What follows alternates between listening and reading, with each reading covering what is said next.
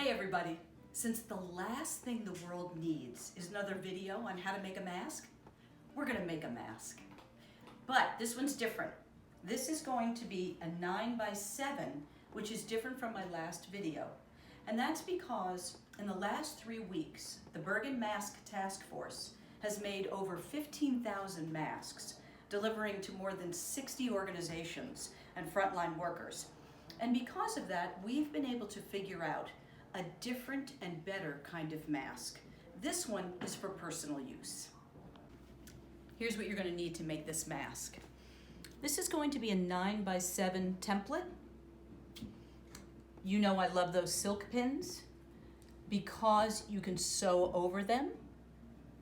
Of course, you need your ruler. This is really important, everybody.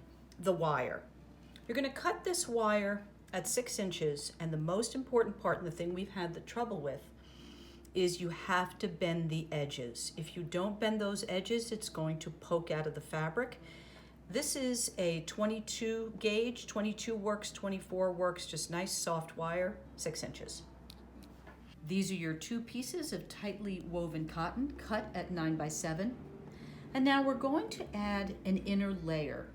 And you're going to cut this at 8x7, so it's just slightly shorter than the full width.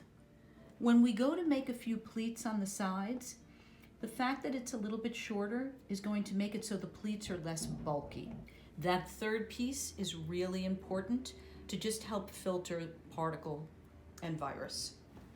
Finally, you need your elastic. And that's been a kind of a challenging issue. We've had consistent issues with the elastic length because, of course, we're making these for human beings and everybody has a different head shape and a different face size. And it's so important that the mask fits well. The wire on top is going to help get a really nice fit here. But the elastic around the ear can be problematic. It can be too small, too large. If you do a man's face, it can be larger. And if they have a beard, it's going to be larger still. So you have to experiment a little bit.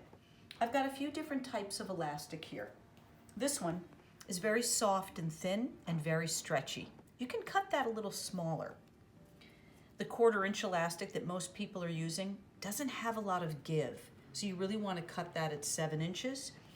Here's another one, and it has a little bit more give. So it depends on what elastic you have and how it's going to fit to your head.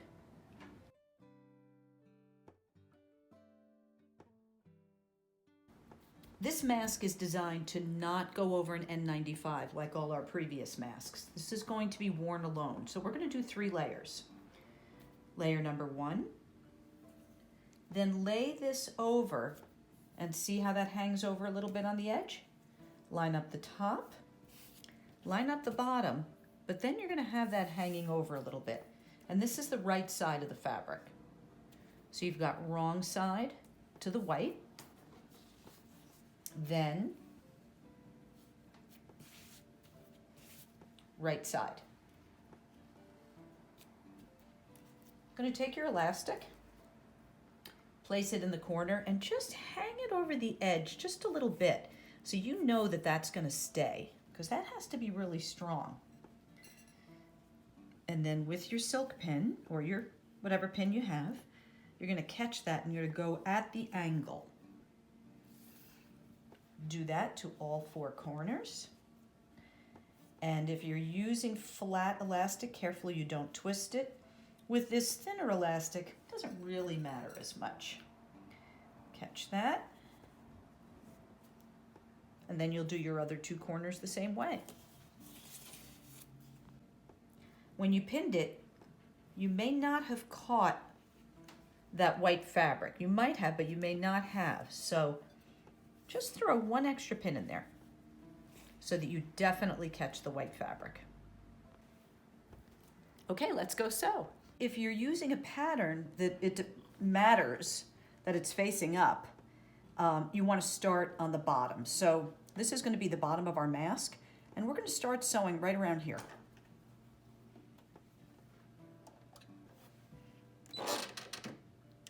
I'm going to use a 1/2 inch seam. Stopping there and gonna lift my presser foot.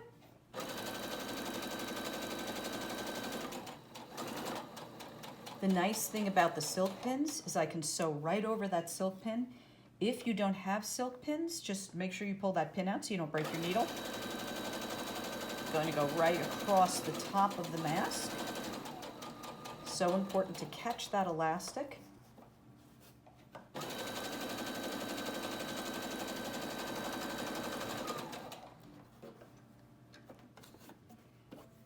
That's where I started, and I'm going to leave about that much open. Stop right there. I am not going to back tack.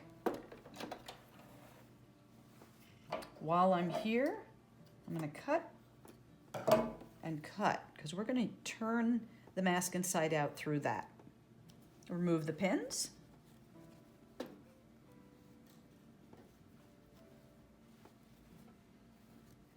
Find that little opening. Then you're going to turn it inside out. Now, for this mask, I've made the elastics a little bit longer because this nice thin elastic, you can make knots in it. So if it's too big, you can knot it right behind your ear and it'll feel good. Okay, so turn that inside out. And now we're going to do our pleats. Okay, so just reach in and get that really nice and flat. Pull those corners out. See, I'm getting that corner pulled out, and pull that out there. This is going to be such a cute mask. Okay. Now, I'm going to insert the wire right into that hole. One of the things that makes this mask a little bit different from the ones you see on the internet is the wire. And the wire is a really nice feature of this mask because it fits well to the face. When we began to make the masks for the nurses and the doctors, we asked for feedback, and overwhelmingly they wanted the wire. It does make it more complicated, but I think it's worth it. So I want to take the moment to really focus on how to deal with the wire. Insert the wire, and then you can almost shake it like a little bag. And you get that wire right up top. This is a 6-inch wire, so I'm going to center it. See how I push it up?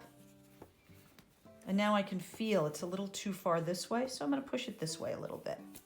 And then once I get it centered, I pull it up in there, take my pin, and I go in and out. And my wire is sitting right there. Okay, now I'm going to go to this edge. Pin in and out right below that wire, so it is tight up in there. Come over here, same thing, pull it up and put that in and out. A lot of our stitchers have developed a variety of different ways of dealing with this wire. Some of them have sewn the wire before they sew the seam. So they sew the wire to one side and then they sew the seam and flip it. That's great. You come up with whatever works best for you, but that wire is a game changer. The next thing we're going to do is we're going to go down to the bottom and we're going to tuck that. So you get a nice clean edge there. And then you're going to do one little tuck like that. And that tuck is another little innovation that wraps it under your chin and really keeps that mask in place. The next thing we're going to do are the pleats on the side. And what's different about this is we're now going to pleat that facing down towards the bottom of the mask. The other change is we're going to do 2 rather than 3. It's quicker, it's easier, and it's just as effective. Other side, just make sure they are also facing down.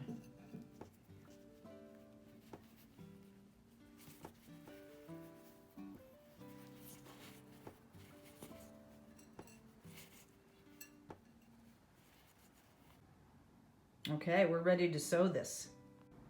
So we're going to do a zigzag across the top in order to catch that wire. I'm going to go over to a plain zigzag, and then I'm going to really bump up the width and I'll bump up the length a little. Okay, so I don't want my needle to catch that wire, so I'm gonna do a nice big width on that, and then I'm gonna bump up that length a little bit. I'm starting on the top corner of the mask.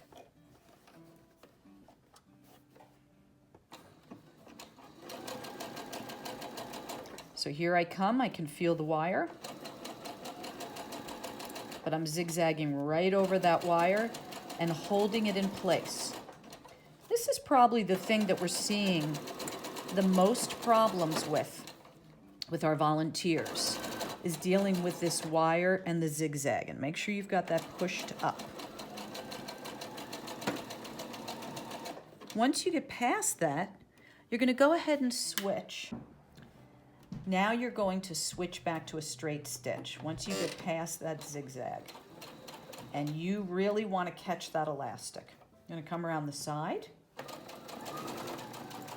And even though there's a little bit of extra bulk, remember, there wasn't extra bulk at the very end, so this should be pretty simple to sew.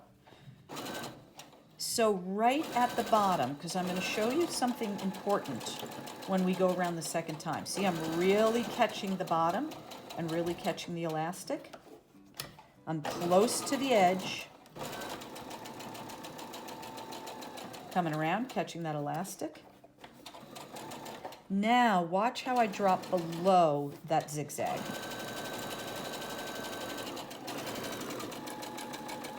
Coming back up, and I'm going around a second time. And you could drop in slightly. And this is important. I'm coming on the bottom. Now, when I get to this center dart, I'm going to scoop up a little bit, up and over. Then back down. Now I'm going to come in slightly so I almost have a double top stitch on top. Come around my edge, and here's the first time I'm going to do a back tack.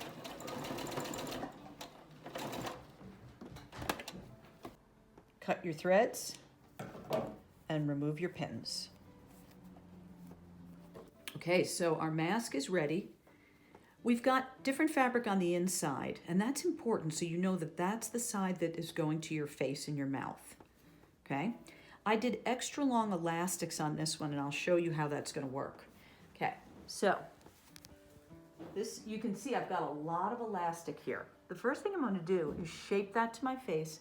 Then I can take that and I can put a knot in that, and I can make this an absolutely perfect fit. It also can work for a man with a bigger face, and if the guy has a beard. So it's better to go bigger with the soft elastic and then make it fit you. Okay, good luck. Make yourself a mask. Make everyone you know and love a mask, and stay safe.